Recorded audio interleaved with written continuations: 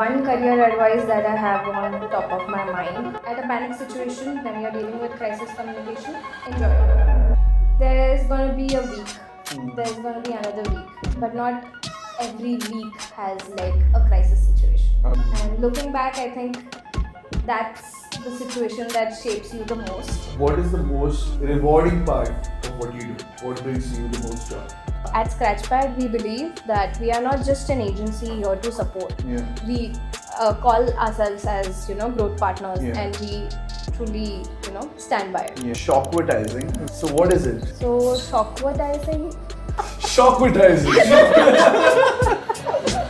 So here we have a set of 4 different coffees, as you can see, and we want you to guess what kind of coffee it is. I can guess this by the color, I guess. Okay. I'm guessing this is the mocha. No! 0 for 1!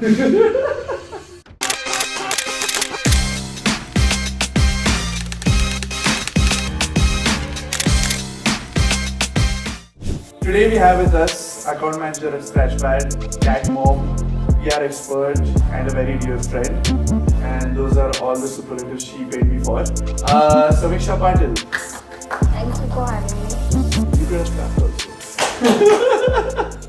So today we are gonna obviously get to know a little bit more about Samiksha and her life and her role at Scratchpad. And to begin with, I want to ask you a little bit about yourself. I believe you did a degree in mass comm, so and you have like a PR background. But I want to know about Samiksha. Like how, like your early life.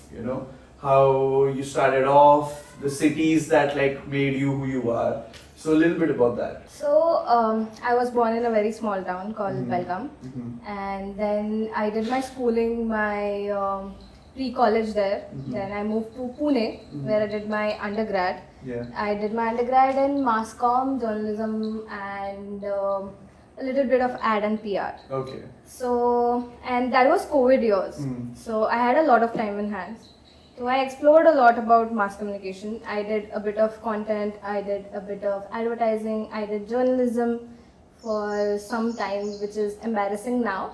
But if you find any videos, please don't share it with me. So yeah, so I tried PR. I did my internship in PR, I guess, and then I did social media for an EV company, which was a startup. So about all of this, right? Like the ad world, communications, PR, the regrettable journalism part, all of that, was it something that like was always with you, or like was there something that like Here I come. Oh, here I come. Hi Midnight. This is Midnight, by the way. Yes. Made an early appearance in the video. He was supposed to come into a later segment. He loves the limelight. Hey. Yeah. He loves Let's see it. who he goes to. Obviously.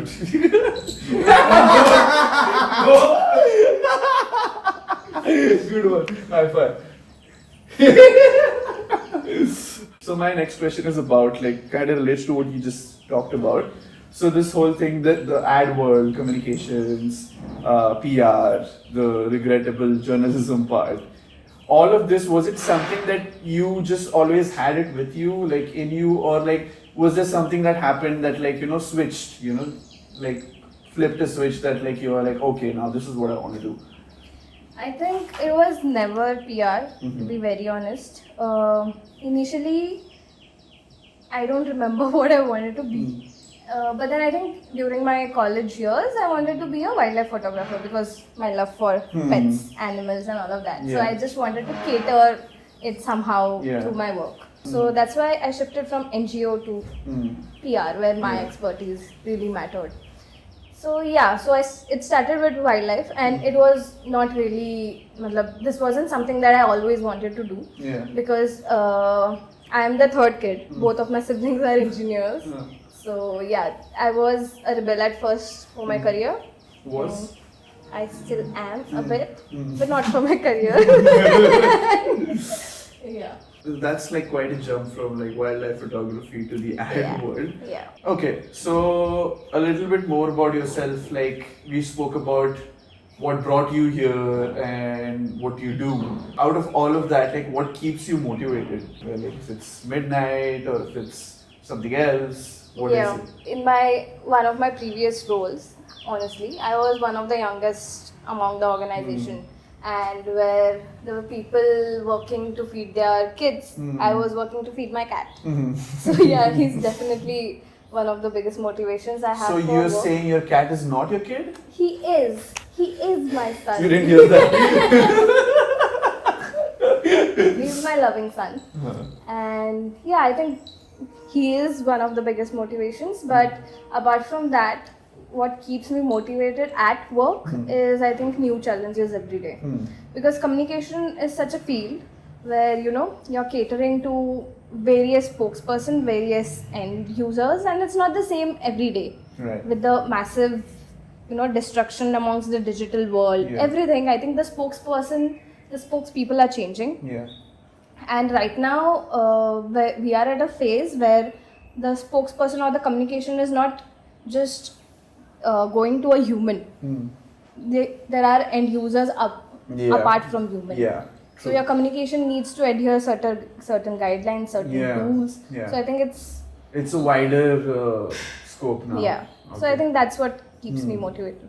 You have had, like, judging by your Wikipedia page that you just mentioned, you have had like in the same like sphere I would say, but like a little different, right? Because communication, PR, and like the ad world, so it has been slightly eclectic. So is there like an intersection point where all of these three or like more than three come together? Yeah, I think that's brand communications, where there's a brand, and then we are segregating our communications to the channels. So there's marketing, there's PR, there's advertising, then there's now performance marketing, which is a mix of ad and marketing. So I think the intersection is pretty much the communication part of it, the goals of the brand, and where I align with all of this is Keep that in. I want that uncomfortable silence to be there. How I perceive it is that single communication for different end users. Okay. Yeah. So why PR is necessary? To build that credibility. Yeah. Why advertising is necessary? Because ROI sales. Yeah. Why marketing is necessary? Because what do you have apart from ROI and stuff? You need audience to just witness whatever you're doing. So I think they all are interconnected and through one channel, which is communication. Okay. So next question. There was something that I read that I didn't know about. It's called Shockvertising. Is that right? Yeah. So what is it, and why is that important? Okay. So Shockvertising. Shockvertising.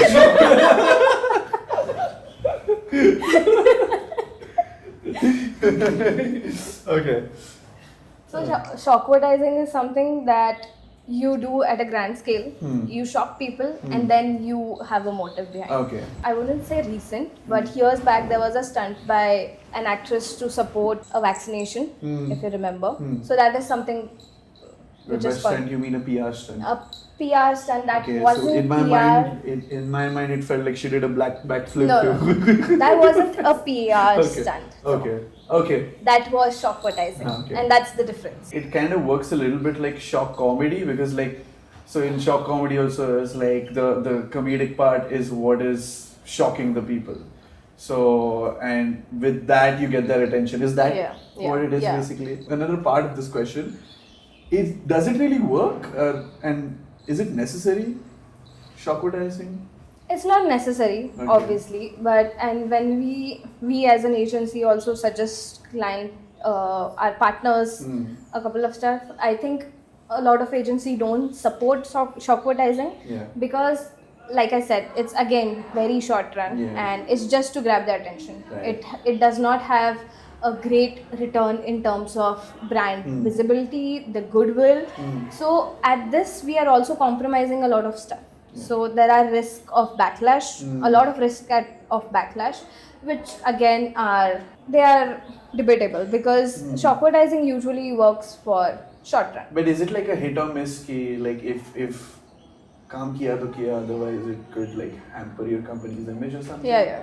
Okay. A lot of it is at stake. Okay. For the company, for the agency, for the shareholders, all of them. Okay, so now I want to move a little bit to the Scratchpad part of things. You know, what has your role been here, and like what drew you here? How did it start? Before this, I was doing hardcore PR, and I was doing PR for a lot of serious clients. I wanted to say boring, but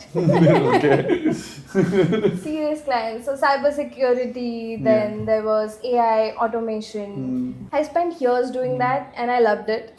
But there's always this urge to, change something, and that's how Work I on just something more fun. Yeah. So I think that's how I just discovered Scratchpad. There's a famous cafe back in hometown, and the branding was done by Scratchpad. Yeah, that's how I found Scratchpad. I started following them, and at a very random Sunday, I think they had a post which was opening for an account manager, and I thought, why not? Okay, nice. Yeah, that's how Scratchpad happened. Nice. How's it been? Like, what exactly do you handle at Scratchpad? My role at Scratchpad has been intense, I would say, because I love the setup, and honestly, I get to do a lot of things that I wasn't doing initially. Earlier, Yeah, and so as an account manager, it's great. Okay, client servicing, I've always done client servicing. I love communicating and managing sentiments, all of that. I've done that and I love that.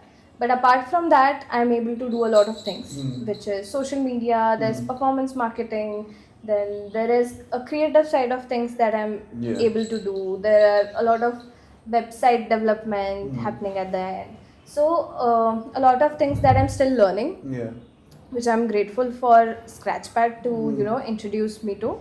And a lot of things that I'm using my existing expertise at. So it's been a mixed role, but it has been a fun journey so far. I think that's also pretty important what you mentioned, like the clientele and how it always helps to have something like a client base that is eclectic, something fun to work with, like different kinds of brands from different sectors. So that is something I think that really motivates like me as well. And I'm sure it motivates you as well. Part of your role at Scratchpad, I believe, is like a big part of your role here is client servicing and like dealing with different kinds of clients, right? What have you come to know? What are the things that you've come to know doing that here at Scratchpad? To start with, I think there is this one rule that we follow at Scratchpad, which is we don't shy out to be the devil's advocate. So if there is a certain requirement from a client, a certain brief that we have received, and as per our expertise or as per our strategic thinking, if we think that it won't work or something else might work better, we don't shy out. Maybe the client may not agree today. Maybe we might not receive sentiments that we expect from them. But we don't shy out from, suggesting the right thing. Because at Scratchpad, we believe that we are not just an agency here to support. We are something more. And we call ourselves as, growth partners. And we truly, stand by it. So like not an ad agency, but a growth partner. Yes. That was interesting about Scratchpad being a growth partner instead of just like an agency. Because it's a perfect segue for my next question. I wanted to ask you what do you think sets Scratchpad apart from all the other names out there? I think this can be like a one-word answer. It is the people. Okay. I think it's the culture as well, and the way we treat internal, people, our resources, and treat the external audience, which is the Yeah. clients and outsourcing and all of that. Yeah. How we do and how we basically a random day at Scratchpad. There is no hierarchy. Everyone is open to suggest their ideas. Everyone is open to criticize a couple of ideas, and I think at Scratchpad a lot of people take that positively as well. And at a random day, I would find like a strategist talking to like a MD of a good company, and Yeah. suggesting stuff, and Yeah. taking feedback, listening. So it's a very different approach from the typical hierarchy approach that most of the agencies out there have. Yeah. We are going to move to a slightly more fun part. Not that this interview wasn't already fun. Oh my god, bro. Anyway, we are moving to a more fun part. We have a challenge for you, Okay. which is related to something that you really love. Does it involve coffee? Yeah, but spoiler alert. But yeah, for that, I think we need midnight to move. Okay. So yeah, transition time. Okay, so here we have a set of 4 different coffees, as you can see. We want you to try each one of them, and we want you to guess what kind of coffee it is. And yeah, whenever you're ready, you can go for the first one. Okay. I can guess this by the color, I guess. Okay, smartass, just take a sip.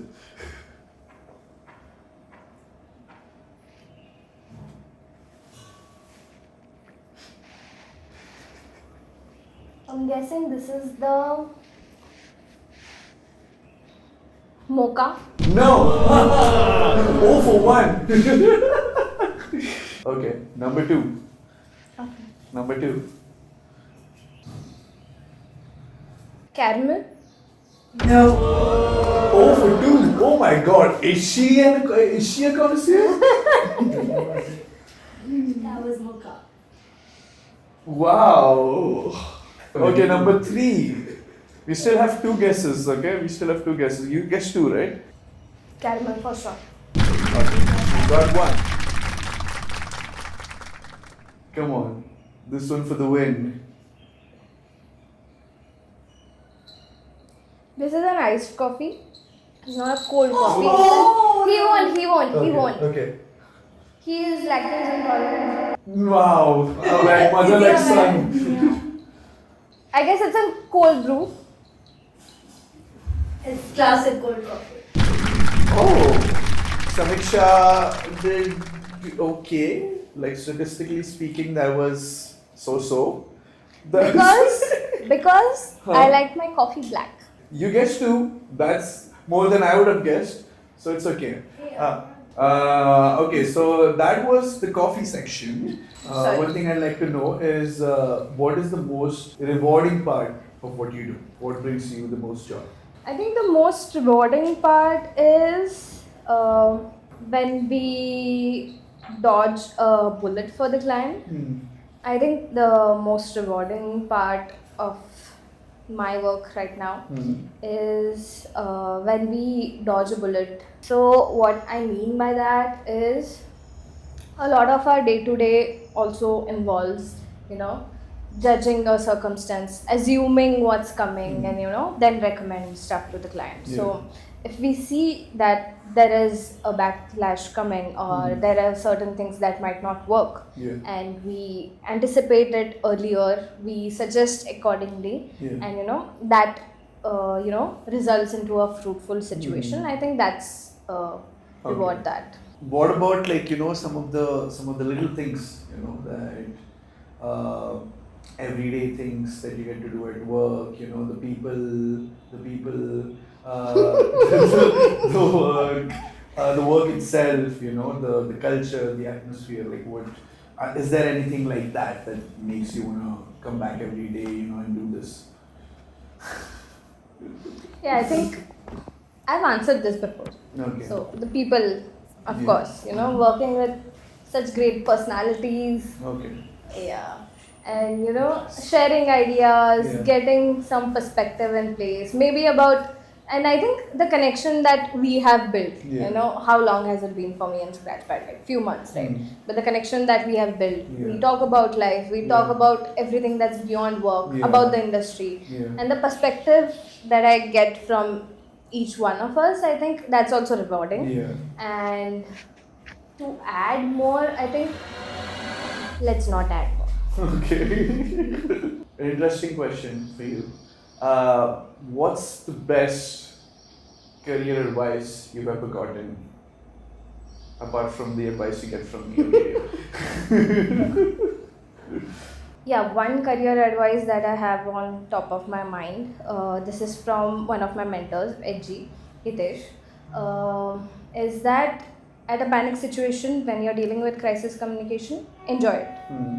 Okay. Yeah, because there's gonna be a week, there's gonna be another week, but not every week has like a crisis situation. Okay. So there is rare of it, so you'll have to enjoy it. And looking back, I think that's the situation that shapes you the most. Okay. Be it for a client, be it for yourself, be it about life in general. But yeah, crises make things happen, so enjoy it. Channel the pain, basically. Nice. So communication in general has been a big part of your life, but I want to talk about an alternative reality. If not this, what is something you imagine yourself you might have been doing? In the multiverse, if it ever exists and if it's about to happen, I would like to have a cafe called Bake, Booze and Brush. It needs to have like everything healthy, thoda sa, but baked. Okay. Booze because booze. Yeah. With coffee, Because- booze yeah. and Yeah. coffee. And brush because I like to paint. Yeah. And I would like to have like a small art workshop every day, which is ongoing there. Okay. Nice. It sounds to me like you've really thought about this. It's a very detailed dream. Yeah. But that's good. That's good. And I hope that comes true. So, signing off, the last thing I want to hear from you is what's next for you? What are your plans? Long term, nahi, but in the next 5 years, I think I would like to learn more. There's this big universe of communication and marketing ahead of us. And because of Scratchpad, I think I have got the gist of all of it. We are working on, a lot of integration around this, but I would like to know more. I would like to learn more. And in Scratchpad, I think we would like to involve a lot of it and, grow as much as we can, help our clients grow as much as we can, partner with a lot of clients, get some fun clients which align with our personalities, that we are the unique ones. Yeah. And yeah, see where the road takes us. Amazing. Let's celebrate by drinking some Coffee? coffee. Yeah.